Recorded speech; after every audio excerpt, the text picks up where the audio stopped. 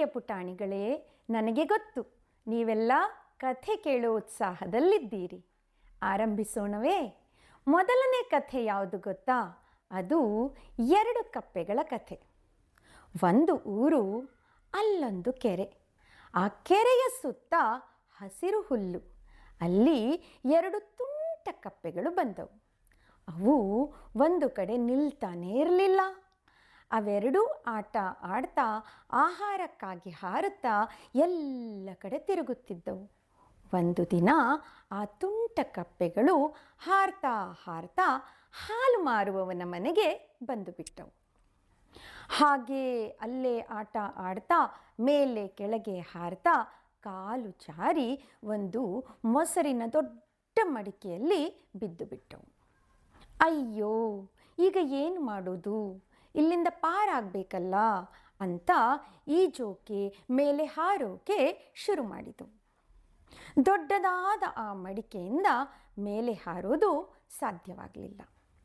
2 ಕಪ್ಪೆಗಳಿದ್ವಲ್ಲ, ಅದರಲ್ಲಿ ಒಂದು ಕಪ್ಪೆ ಸುಸ್ತಾಗಿ ಈಜುವುದು ಸಾಧ್ಯವಾಗದೆ, ಅಯ್ಯೋ, ಈ ರಾತ್ರಿಯ ಸಮಯದಲ್ಲಿ ಇಲ್ಲಿ ಕಾಪಾಡೋರು ಯಾರೂ ಇಲ್ವಲ್ಲ, ಏನು ಮಾಡೋದು?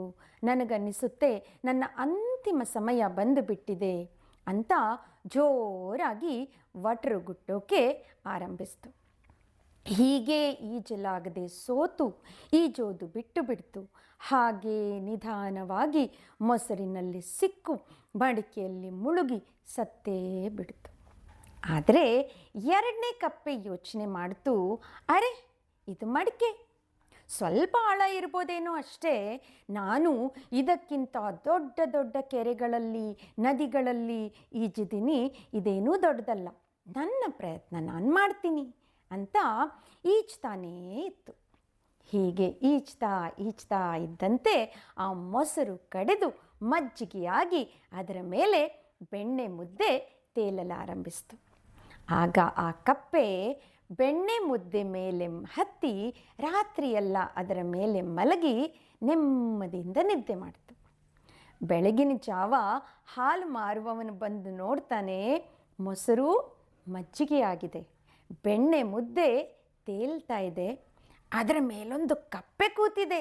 ಛೀ, ಕಪ್ಪೆ ಇದೆಲ್ಲಿಂದ ಬಂತಪ್ಪ ನನ್ನ ಮಜ್ಜಿಗೆಯನ್ನೆಲ್ಲ ಹಾಳು ಮಾಡೋಕೆ ಅಂತ ಸಿಟ್ಟಿನಲ್ಲಿ ಕಪ್ಪೆಯನ್ನು ತೆಗೆದು ಕಿಟಕಿಯಿಂದ ಹೊರಗೆ ಬಿಸಾಡಿದ. ಕಪ್ಪೆ ಖುಷಿಯಿಂದ ಹಾರಿ ಅಲ್ಲಿಂದ ಓಡಿ ಹೋಗಿ ತನ್ನ ಜೀವವನ್ನು ಉಳಿಸ್ಕೊಳ್ತು. ಈ ಕಪ್ಪೆಯಿಂದ ನಾವು ಕಲಿಯೋದೇನು ಅಂದರೆ, ಜೀವನದಲ್ಲಿ ನಮ್ಮ ಪ್ರಯತ್ನ ನಾವು ಬಿಡಬಾರ್ದು. ಪ್ರಯತ್ನ ನಿರಂತರವಾಗಿ ಮಾಡ್ತಾ ಇದ್ದರೆ ಅದಕ್ಕೆ ಫಲ ಸಿಕ್ಕೇ ಸಿಗುತ್ತೆ. ನೀವು ಪುಟ್ಟ ಮಕ್ಕಳು ನನಗೆ ಅದು ಬರಲ್ಲ, ನನಗೆ ಇದು ಬರಲ್ಲ, ಅದು ಕಷ್ಟ, ಇದು ಕಷ್ಟ ಅಂಥೇಳಿ ಹೇಳೋದನ್ನು ಬಿಟ್ಟು ದಿನದಿನವೂ ಪ್ರಯತ್ನ ಮಾಡಿ ಕಲ್ತ್ರೆ ಗಣಿತನೂ ಕಷ್ಟ ಆಗಲ್ಲ, ವಿಜ್ಞಾನನೂ ಕಷ್ಟ ಆಗಲ್ಲ ಅಲ್ವಾ? ಹಾಗೆ ದೊಡ್ಡವರು ಕೂಡ ಕಾಯಕವೇ ಕೈಲಾಸ ಅಂಥೇಳಿ ನಿರಂತರವಾಗಿ ಕೆಲಸ ಮಾಡ್ತಾ ಇದ್ದರೆ ಯಶಸ್ಸು ಗೆಲುವು ಕಟ್ಟಿಟ್ಟ ಬುತ್ತಿ. ಕಥೆ ಚೆನ್ನಾಗಿತ್ತಾ? ಇನ್ನೂ ಚೆನ್ನಾಗಿರುವ 2ನೇ ಕಥೆಯೊಂದಿಗೆ ಬೇಗ ಸಿಗೋಣ. ಟಾಟಾ.